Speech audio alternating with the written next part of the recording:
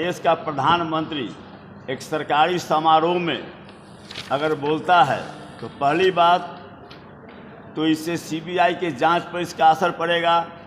प्रधानमंत्री अगर जिस मामला को सीबीआई अभी जांच कर रही है, जांच की प्रक्रिया में है, न्यायिक प्रक्रिया में है, और उस पर कोई प्रधानमंत्री अगर कुछ बोलता है तो वह कहीं न कहीं निश्चित रूप से जो जांच एजेंसी है वह प्रभावित उससे होना स्वाभाविक है। दूसरी, लेकिन नौकरी की स्थिति क्या है सो आप देख लीजिए। 2014-15 में जब इनकी सरकार बनी तो 1,30,423 लोगों को नौकरी मिला पूरे देश में। 2015-16 में 1,11,807 और 16-17 में 1,13,133। 2017-18 में यह घटकर हो गया 76,147। 18-19 में हो गया मात्र 38,100। 2019 में चूंकि लोकसभा का चुनाव था तो उस समय जो है सो 1,47,000 लोगों को इन्होंने नौकरी देने का काम किया है। 21-22 में यह संख्या घट के हो गई 38,850। अब जब 24 में चुनाव होने वाला है तो अभी रोजगार मेला लगा रहे हैं। कल कहा गया कि 70,000 नौजवानों को नौकरी दी गई। हम लोगों ने पहले भी मांग किया था और चुनौती दिया था कि यह आंकड़ा फर्जी है। कल भी जो यह घोषणा किया गया कि 70 लाख नौजवानों को नौकरी दिए हैं, तो बिहार का आंकड़ा आप ले लीजिएगा कि बिहार में कितने लोगों को नौकरी मिली।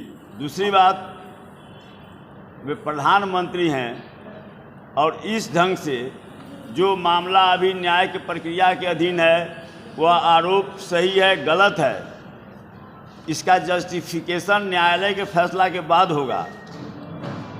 उस मामला में जो कुछ भी स्थितियां अब तक आई है सब लोग समझ रहा है कि वह मामला फॉल्स है।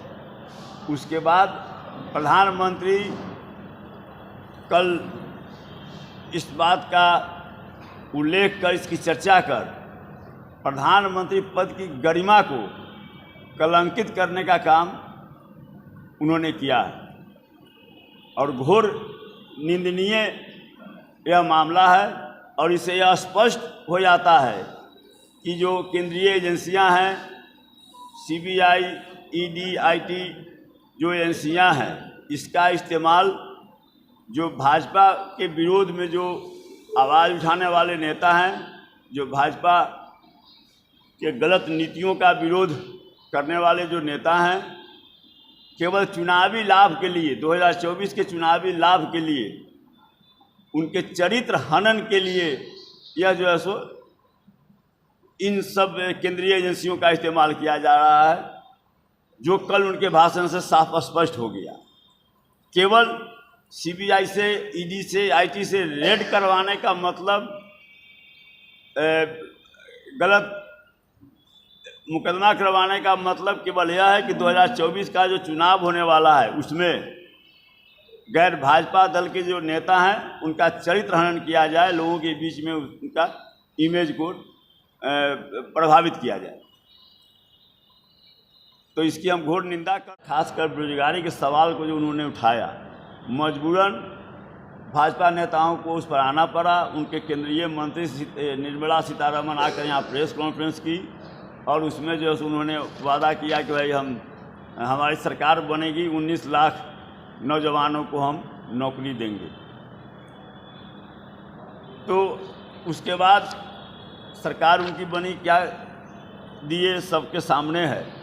लेकिन जब महागठबंधन की सरकार बनी और जो वादा आदरणीय तेजस्वी जी ने किया था, महागठबंधन सरकार जब उस दिशा में पहल करने लगी और जिस ढंग से रोजगार का कैसे किस विभाग में कितना रिक्तियां हैं और कितना पद सृजन किया जा सकता है, उस दिशा में जब पहल किया गया महागठबंधन सरकार से, तो बाध्य होकर मजबूर होना पड़ा केंद्र सरकार को, और वह जो है सो रोजगार मेला का जो नाटक अपना है वो अपना शुरू करने का काम किया।